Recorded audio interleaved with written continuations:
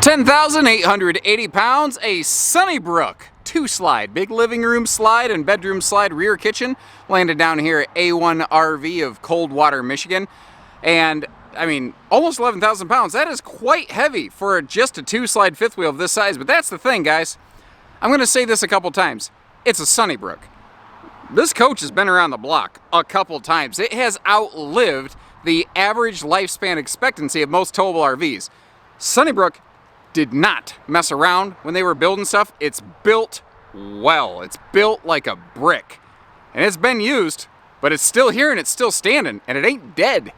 There's a lot of camping left to be done in this girl.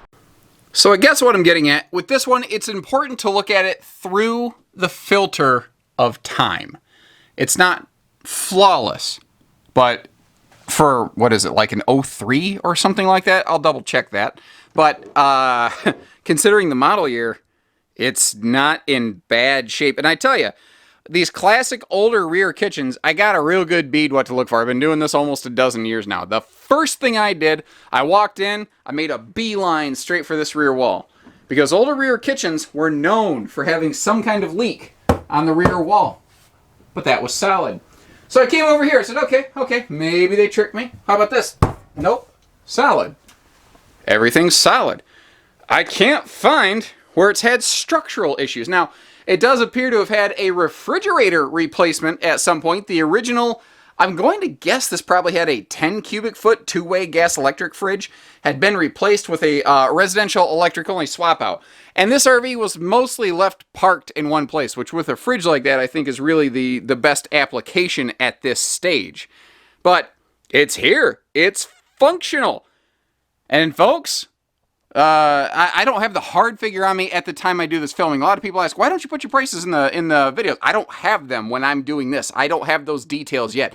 I did hear real quick, it's definitely going to be a couple grand below 10, so that should give you a pretty fair idea. I think that if you're looking for something budget friendly to just leave parked seasonally somewhere, man, this is a solid option here. So what else we got? We got big vent fans in both the bath bedroom area as well as up here above the kitchen, and it does have a rain sensor, by the way. Another thing this has, being a rear kitchen, is some pretty sweet storage. I think, tell you what, let's start down here, crack that open, and I love how there's just three big, like, pantry drawers almost down there. Not to mention, storage all the way under the refrigerator. And then, of course, up here in this upper corner, it's just cabinets. You get the idea. Working our way around here, I'm trying to think, is that like a, that little rack above there, is that like for holding wine bottles, maybe? I think that's what that might be for. Interesting little custom, potentially wine bottle. Is there something else that could be used for that I'm not understanding? Definitely, write me a little message. Tell me, hey, idiot, here's what it's obviously for. I don't know. I've been doing this a while. I haven't seen something exactly like that, so could be. I don't know. Rocking chair recliner over here. If you do choose to add a TV, which you can see the previous owners did, and even left included with it, just sitting over there on the sofa. Perfect little spot for it. Classic over the slide all the way fifth wheel storage in that old RCA sound. Oh, what's funny? So this had an RCA stereo originally. They've replaced the central unit with a Sony kind of centralized stereo unit. There you go. Do we still have... Oh, I was hoping we still had like a cassette player. I love finding old cassette players in RVs. I don't know why. It just makes me... It just makes me happy. It's weird. So this is a classic split bath 3-deck. Like you see, there's 2 steps here, and 1 step to the actual bedroom level. And I just got dive bombed by a fly. So Jeffrey Goldblum's attacking my face over here. If he could knock that off, that would be great.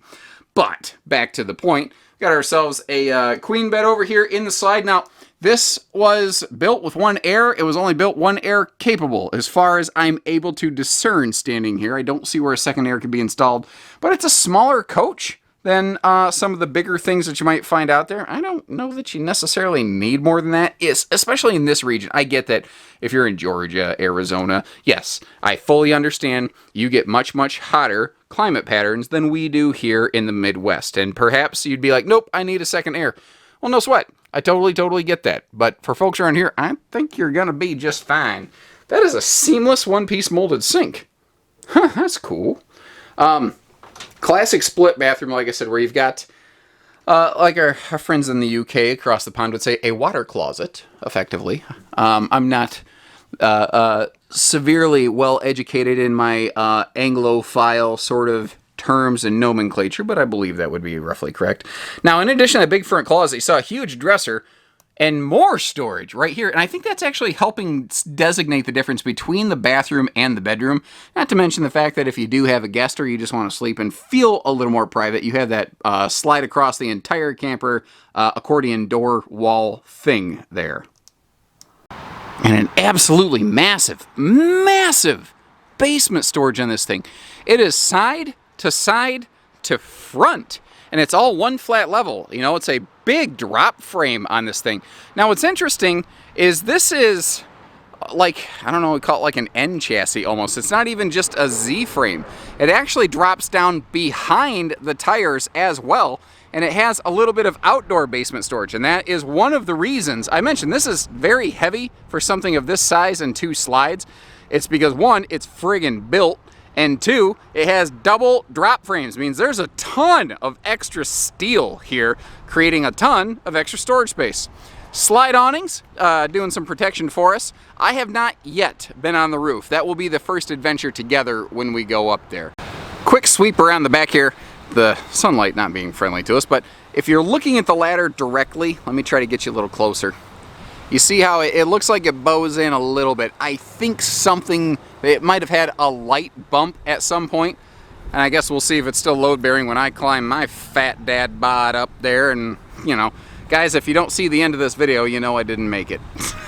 Now, if you notice, again, like I said, it's a double drop frame. There's like extra storage down here, like in the skirt as well. It is pretty awesome. Now, it needs a bath. The whole thing needs a bath inside and out, but it's just, if that's the worst we can say about it, frankly, we're doing pretty fine. A little windy up here, but not too bad. I'm not worried about getting blowed off the top of this thing. Roof has been coated at one point. I can see a couple spots, let me back up, where you can see maybe a tree branch might have snagged it, but it was patched and then sealed over the top of that.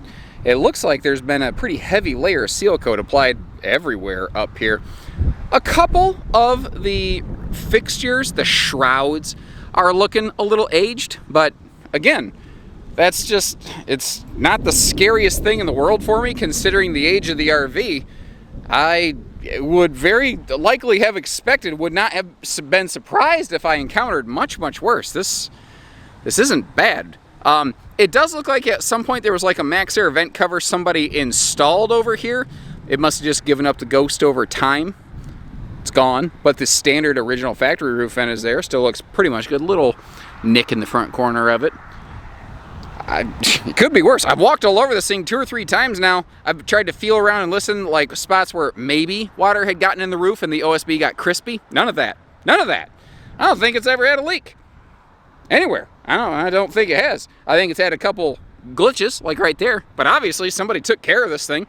It's just been used a lot by several different people. I see like 2 or 3 different dealer stickers on the side of this. It's been traded and handed off a couple different times. And by God, by golly, she's still here, still standing, still rocking, and still rolling. And that sounds good to you? Then let's make some music together down here at A1 RV. Didn't expect to be making a music joke today, but you get the idea. You need hitching, pieces, parts, trades, financing, RV delivery, everything in between. Give us a call. We can do just about anything you need. So take care, stay safe, have fun, and happy camping, everyone. Hopefully, in the near future, the building coming along here will be down. We'll have some more parking space, get you some more things to look at.